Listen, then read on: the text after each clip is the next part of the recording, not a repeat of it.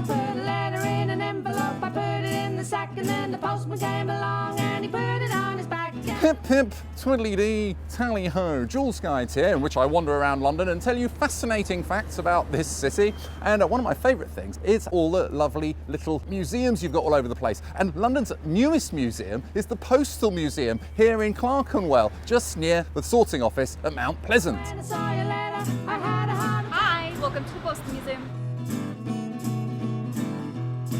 Originally, Henry VIII sort of first came up with the idea of having a postal service. I think it was kind of free for members of Parliament or his court or whatever. But the people who would deliver the mail were just like private couriers. Anyway, King Charles I, he was the one who had his head chopped off. He decided that the postal service should be available to everybody. And so people started delivering the mail in these beautiful coaches and things like this. And it wasn't the bloke who sent the letter that had to pay, it was the person who received it. So if you really wanted to annoy your friend, you could just send him something really expensive in the post. I mean, obviously they'd get targeted. They'd have armed guards to deliver the mail. Now, it's really nice though. What I really like about this museum is it's really good for kids. There's loads of stuff to do. Oh look, touch the button to hear different tunes the guard would play to post his horn.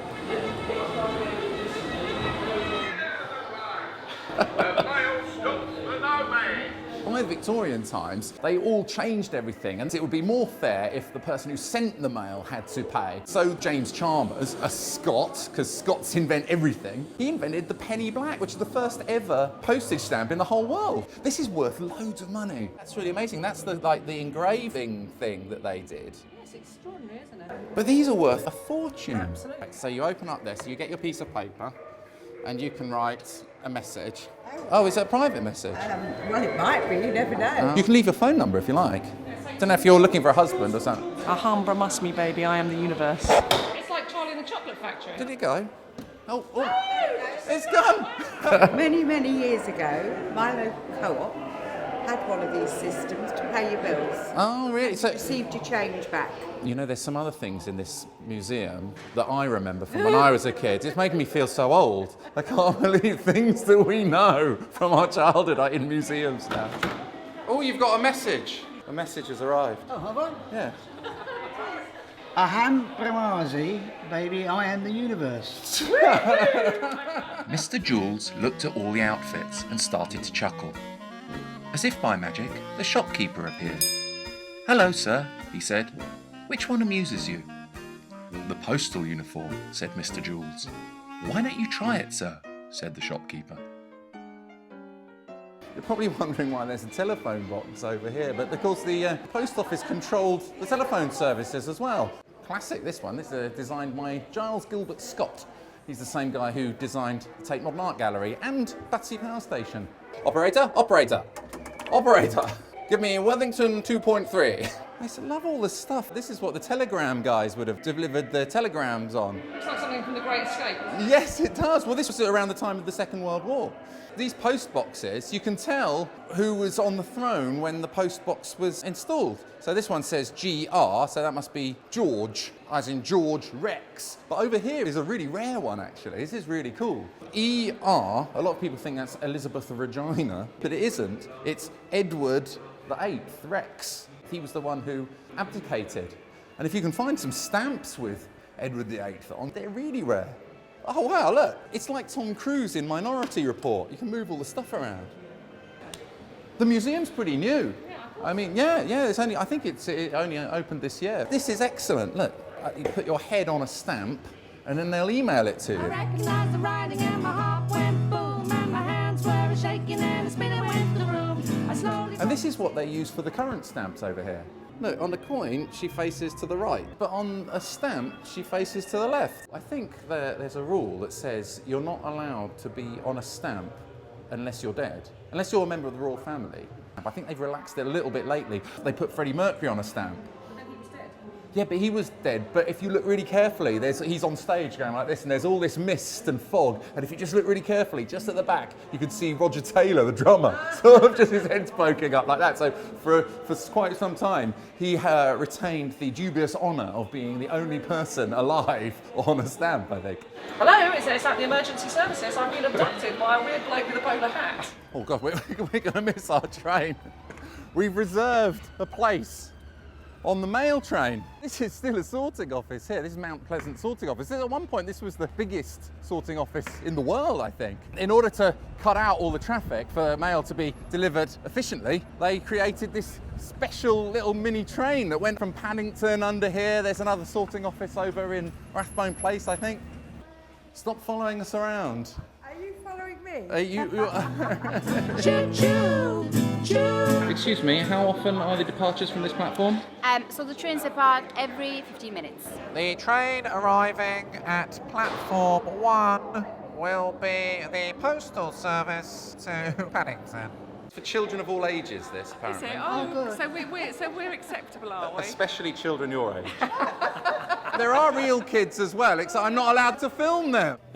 My baby's on the train and he's coming home. there's room. Choo-choo, choo-choo, blow. My baby's on the train and he's coming home. Supposedly this is the big carriage, but I mean, I'm so proud. Because originally this wasn't even designed for people, and this was designed for just carrying the mail. So if you're feeling a little cramped, that's why. And although we have a driver today, the original mail trains were driverless. It was a huge network of automated electric trains running right under central London. This is excellent. It's like being in Indiana Jones, isn't it? Indy! He said the left tunnel, Indy, the left tunnel.